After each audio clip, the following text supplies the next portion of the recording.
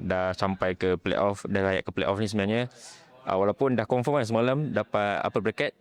So untuk hari ni mungkin apa yang perlu diperbaiki menuju ke playoff nanti?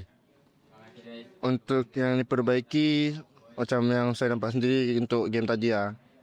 Macam game tu sebenarnya boleh end awal untuk game 3 tu. Cuma sebab saya sendiri yang selalu kena tangkap Zeno moment terus. Lepas tu Lucas, aduh. So itu yang saya perlu perbaiki lah. Saya patut lebih respect initiator enemy dengan damage enemy. Okay, thank you. Okay, kita dah tahu korang berkemungkinan akan lawan DS ataupun MV balik. So kalau ikut match ni, mana match satu nak jumpa? Aku lebih suka MV MV. sebab ada Sora, ex-coach. Yes, cool. Okay, Mel, kalau kita ikutkan mungkin kalau kita tengok Homeboy sendiri last season tak berkedudukan baik tau. Season ni Homeboy hanya kalah pada SRG sebenarnya. Apa kekuatan korang sebenarnya untuk musim ni dan player-player antara coach semua sebenarnya?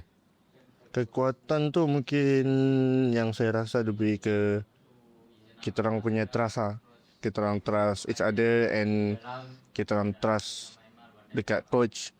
Even macam kita orang rasa macam susah ni. Macam game 2 tadi. Game 2 tadi betul susah ni. Tapi sebab coach dah draft, kita execute je lah. Kita cubalah untuk menangkan game tu. Tapi kalah. So dari situ at least coach sendiri boleh nampak lah. Macam tu. Sebab saya nampak chemistry korang juga bagus sama bonding korang. Kadang itu ada pergi main badminton lah semua. Itu salah satu faktor juga Amir rasa. Ya betul. Itu salah satu faktor lah. Kita orang selalu malam seminggu sekali. Habis training kita orang main badminton. Pagi kita orang Kena bersenam apa? bersenam. Macam tu lah. Best lah. Best. Okay, bila dah menuju ke playoff ni, apa Daddy kata kepada korang semua? Apa yang mungkin dorang nak target ke, apa Daddy nak target sebenarnya? Yang kalau saya tak silap memang jadi target untuk ke AWC jugalah. Kami pun semua pun target untuk ke AWC and nak dapatkan balik piala. InsyaAllah. Okay lah, saya kata-kata untuk fan Homeboy semua yang saya support Flamboy. Untuk fans-fans Homeboys dan Flamboys dan yang selalu menyokong saya, keluarga, kawan-kawan, terima kasih sebab selalu support kami. Terima kasih sebab tak pernah mengalah. Even kami kalah oleh Sardia itu, korang still support.